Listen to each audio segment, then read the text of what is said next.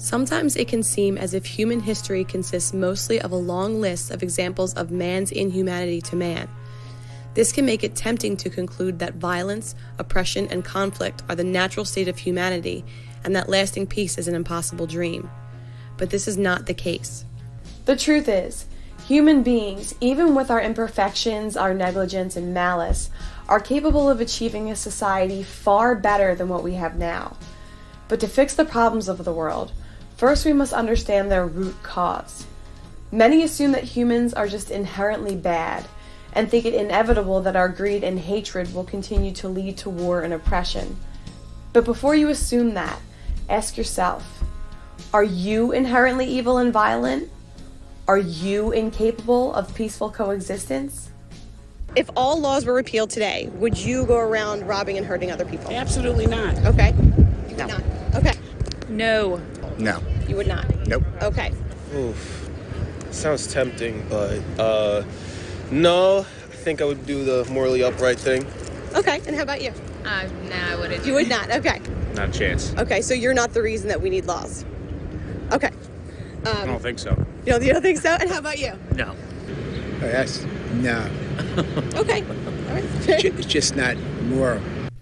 If the vast majority of individuals answer this way, just who or what is causing all the misery and conflict? And why do the good, peaceful people allow it to happen? Of course, malicious individuals can and do inflict harm on others.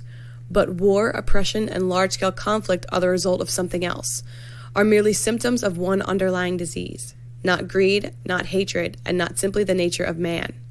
If we examine large-scale oppression and violent conflict and see who is actually inflicting injustice on others and why, one common denominator shows up over and over again. The soldier does not, acting on his own and based on his own moral judgment, decide to go to foreign countries and inflict violence on strangers.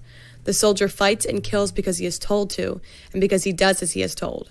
The government enforcer who imposes the will of the ruling class upon the people does not do so because he personally decided, based on his own conscience, that such actions would be wise or moral.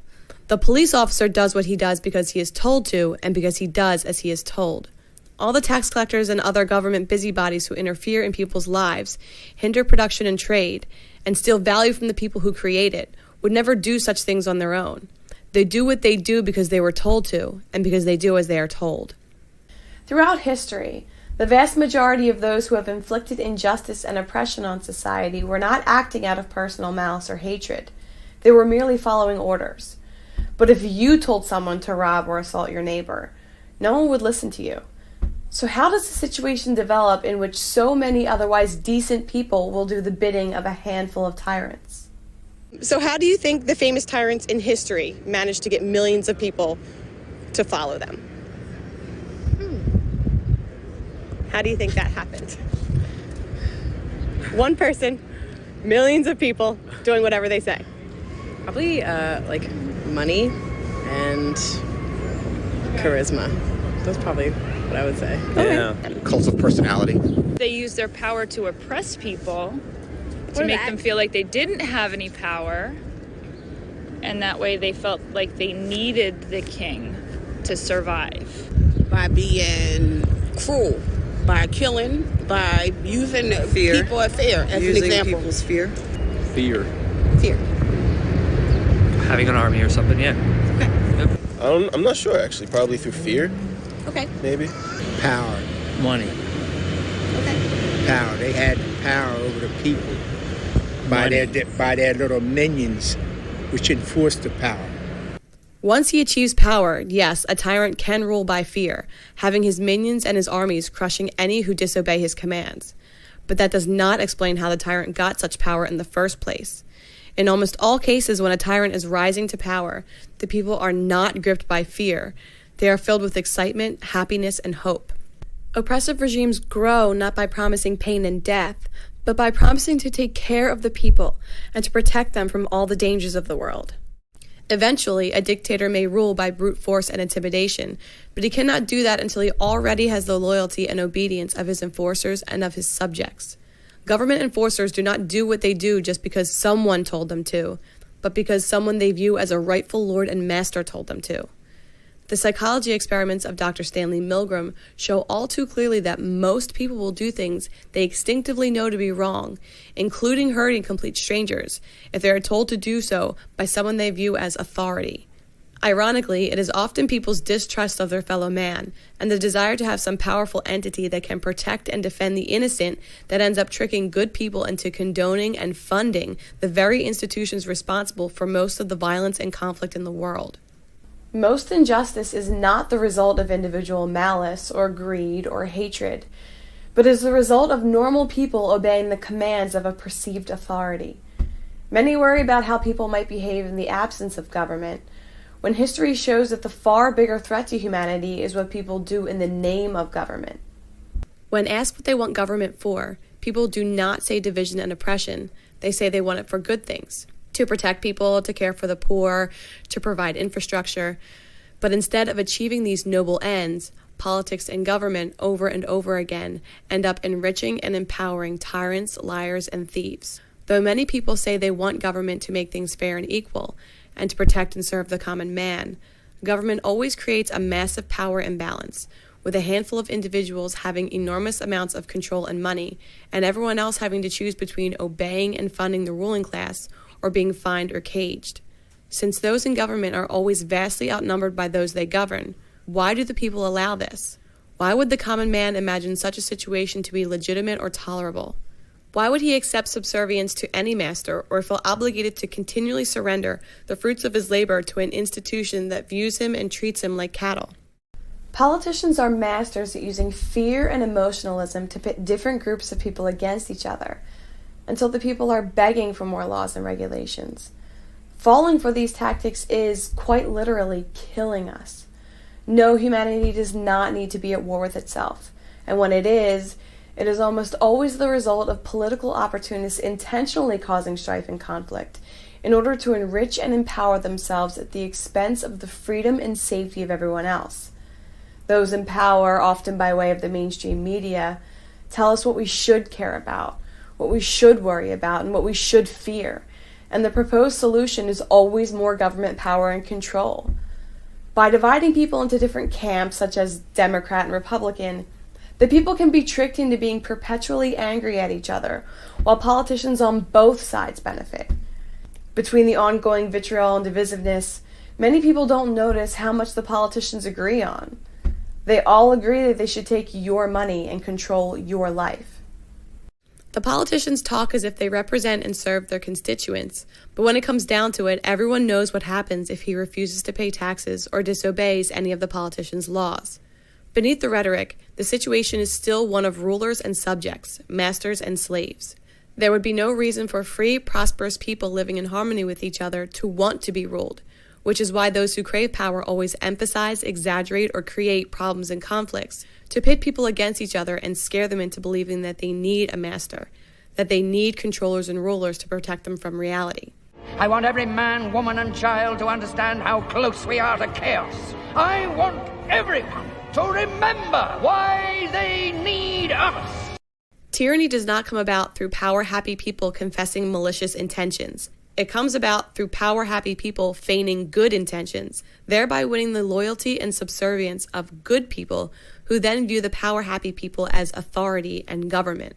In this way, freedom is whittled away piece by piece, always under the guise of serving the people, until nearly every industry and every activity is monitored, taxed, regulated, and restricted in the name of law, making the people unable to provide for themselves, unable to be independent and self-sufficient, unable to freely trade and cooperate with each other however they see fit. The primary problem with society is not that man is inherently evil, but that so many are willing to tolerate, advocate, or commit violent aggression when it is done in the name of government and law. When those committing injustice have an aura of authority, even most good people will comply and obey. When oppression is legalized, the proud law-abiding taxpayers will not only tolerate it, they will fund it, condone it, and vote for it. And while it may be easy to recognize the evils committed by tyrants and their hired guns, too many people fail to realize that tyrants only have power, only have wealth, only have influence because the people give it to them. A regime that no one viewed as legitimate, no one paid for or obeyed, would not exist. Where people do not look to an authority, do not recognize an authority. There is none. So if you want to know the source of most conflict and violence in the world, you might begin by looking in the mirror and asking yourself, which acts of aggression against your neighbors, which examples of man's inhumanity to man have you paid for, cooperated with, condoned, and voted for?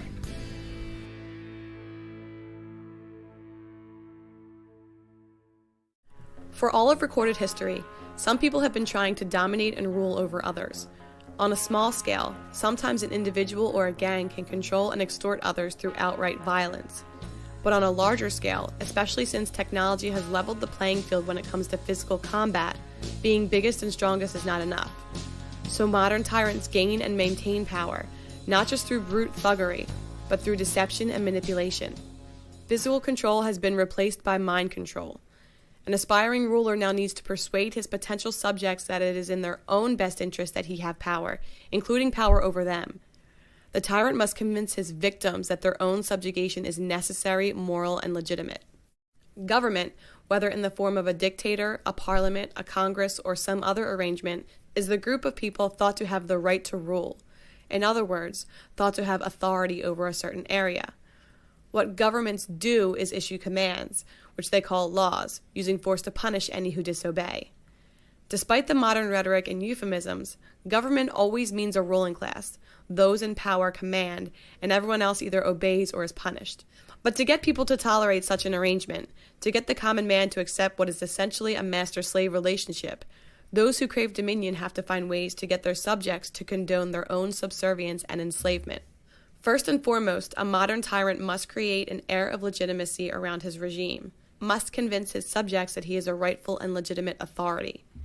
At one time, kings insisted that God himself had directly granted them the right to rule. Today, most people scoff at such a claim, while still accepting the more modern excuses for authoritarian domination, which are a lot more involved and complicated, but no more reasonable or rational. Humanity has evolved past the superstition of the divine right of kings, but has yet to evolve past the superstition of the divine right of politicians. Tyrants today have to work harder to deceive the people into accepting the status of obedient subjects, but they still manage to do so most of the time, using a few basic methods of deception, manipulation, and propaganda. In many countries, including the United States, Soviet Russia, and Communist China, ruling classes have claimed the right to dominate the people based upon constitutions and elections. Even under the most vicious tyrannies, those in power always label their actions as legal and claim to be representing and serving the very people they extort and oppress. As much as people have been taught to revere democracy and associate it with freedom and justice, democratically elected governments have committed more murder than any other institution in the history of the world. Instead of actually empowering the people, democracy merely gives the people the false impression that they are in charge, and the false notion that, as long as they are allowed to vote, oppression and tyranny will be impossible. History shows otherwise. In reality, elections can be the tyrant's best friend, as they can be used to dupe the people into imagining that they have given their permission and consent to be dominated and controlled. At best, the people are given the choice of who will rule them, but true freedom, being ruled by no one, is never one of the choices in any political election. Even when their ballot choices are selected by the ruling class itself, allowing people to vote can deflect and diffuse their anger and resentment, tricking them into focusing their time and energy on pointless rituals which never achieve freedom, so they don't start disobeying or resisting instead. So many people now view the whole process, the Constitution, the form of government, the elections, appointments, and other rituals, as not only legitimate, but sacrosanct, that to condemn the entire game and to identify it for what it is, just the latest excuse for authoritarian domination, is considered blasphemy by many, which shows just how effective the tyrant's propaganda still is at duping the people into accepting and advocating their own subjugation. But simply making a ruling class appear legitimate is not enough. For a regime to grow, each grab for power and each corresponding decrease in individual freedom must be done in the name of good intentions and noble motives. The most effective means of convincing people to give up their freedom and their money to a master is to convince them that if they don't, horrible things will happen, which is why nearly all of politics is based on fear-mongering. A tyrant does not obtain power by making the people afraid of him, but by making people afraid of each other. Even the most vicious tyrannies grew by railing against other threats and injustices, whether real or imagined, and by convincing the people that only by giving government huge amounts of money and power could imminent catastrophe be avoided. And those who seek power not only exploit and exaggerate real problems, but often terrorize the people with make-believe dangers, or intentionally cause problems themselves, just to have an excuse to increase their own power. One very old technique for doing this is known as a false flag operation, where a regime perpetrates acts of unjust violence while making it look as if they were done by some foreign enemy. Once the hatred and fear of the people has been stirred up, they almost always eagerly support the authoritarian agenda of those in power. A prime example can be seen in the recently declassified Operation Northwoods documents, which show that top officials and the U.S. military plan to stage fake terrorist attacks in Cuba and on U.S. soil, and blame them on the communist regime of Fidel Castro in order to garner public support for a military invasion of Cuba. The basic tactic is not new and has been effectively used for centuries by the authoritarian empires all over the world, and it would be extremely naive to think that such tactics are not still being used today. And there are many other methods governments can use to create a problem and then use that problem as an excuse to demand more money and power for itself in the name of fighting against the very problem it created in the first place. This can be done by engineering an economic collapse, by causing poverty to justify the creation of a welfare state, by creating black markets which lead to increased crime to justify a militarization of the police force, by fueling racial or religious conflicts, and so on. Whatever those in power can do to train the people to be scared of the idea of not having a powerful government around will almost always result in the people welcoming or even demanding violations of their own rights and liberties. Of course, there will always be conflict in the world. But government only exacerbates and enhances disputes and problems intentionally, because if the people are not afraid of some threat or danger, real or imagined, they would never have a reason to accept a master over them. Government power does not serve to solve problems. Problems serve as the excuse to create never-ending government power. How many problems can you think of that government has ever fixed? Did the countless laws and billions of dollars end the drug trade? Did it end prostitution? Did it end terrorism? Did it end poverty? When has there been any government program or department which achieved its goal, solved a problem, and was therefore disbanded and repealed? It is never in government's interest to solve problems or eliminate threats, because it is always the fear caused by problems and threats which trick the people into tolerating the existence of a ruling class. Another ploy used to convince people to support tyranny is for politicians to seek votes from one group of people by promising to tax or control some other group. Those who seek power intentionally create divisions between rich and poor, black and white, men and women, different religions and cultures, and so on, telling each group that if only they elect the right candidates, their priorities and values can be enacted into law and imposed upon the rest of society. Politicians are masters at exploiting the fact that few can resist the temptation to have their views and beliefs forced onto everyone else. On every possible disagreement or difference in opinion, politicians will offer to use the force of government to legalize one viewpoint and outlaw another. Some voters will cheer for a tax to help the poor, while others will cheer for a tax to fund a police force. The politicians propose one new program or agenda after another, each requiring more money and power for the ruling class and less freedom for the people. If someone thinks that he knows how things should be, some politician will always be there promising that if he is elected, he will make that vision a reality. As long as people view law and government as a legitimate way to control others, why wouldn't each person try to use the democratic process to force his neighbors to behave in certain ways and to fund certain things? Nearly everyone falls into this trap when it is called democracy, and painted not only as moral but noble, as participating in the process and doing one's civic duty. The end result of politics is never the perfect society, or even the people getting what they want. The end result is groups of people constantly being played against each other, each side of every dispute asking government to forcibly rob and control the other side, with the only real winners being the political class. Over and over again, the people have ended up enthusiastically advocating their own enslavement, simply because it is so tempting for each person to believe that the world would be what it should be if only authoritarian power was used to serve what he wants and what he believes in. As long as the battle is over whose ideas should be forced on everyone else, freedom and justice always suffer. If the other deceptions fail, the fallback argument of those who seek power is that someone has to be in charge, that there will always be someone at the top, and that the only real question is who it should be. When the people accept this lie and assume that government is just an unavoidable fact of life, they will always end up legitimizing a system of domination by petitioning and voting, instead of actually trying to achieve freedom or even knowing what real freedom would look like. Democracy often devolves from being a question of what people actually want and support to an argument over which political party is less corrupt and destructive than the others.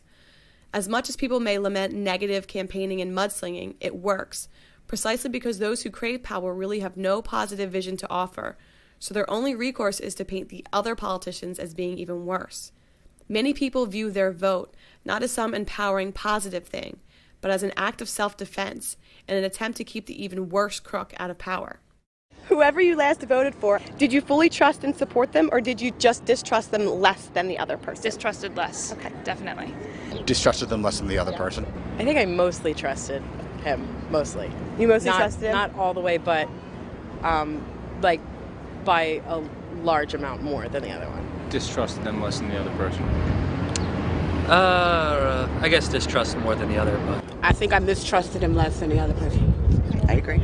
I voted against somebody to vote for the one I voted for. Yes, not voted for him. I voted against the other person. I guess it was more like a lesser of two evils sort of deal for me.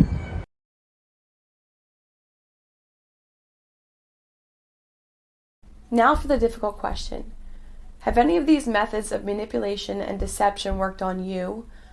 Have you accepted the idea that constitutions, elections, and other political rituals gave someone else the right to rule you?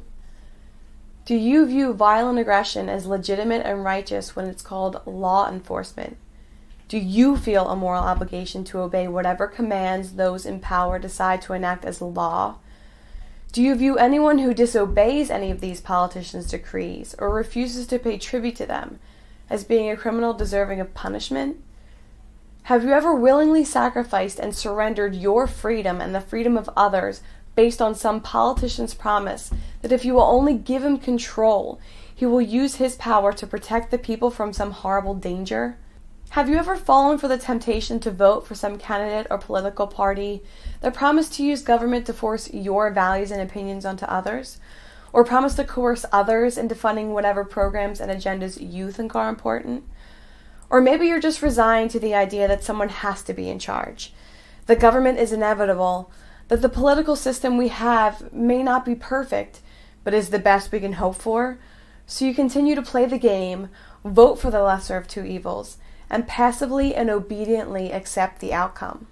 For millennia, well-intentioned people have been trying to achieve peace and justice through the political process, trying to vote their way to utopia, hoping that if only we had the right form of government, the right set of laws, the right checks and balances, the right people in charge, that society could be what it should be. But to one degree or another, the end result of politics has always been a ruling elite made rich and powerful at the expense of the prosperity and freedom of the people. Tyrants do not create their own power out of thin air. They trick the people into giving it to them. As long as people continue to make the same assumptions, fall for the same deceptions, keep playing the same games, and keep looking for a political solution, they will get the same results. But when people stop falling for the tricks, stop fueling oppression with their money and their obedience, then, and only then, will the cycle of tyranny and oppression end.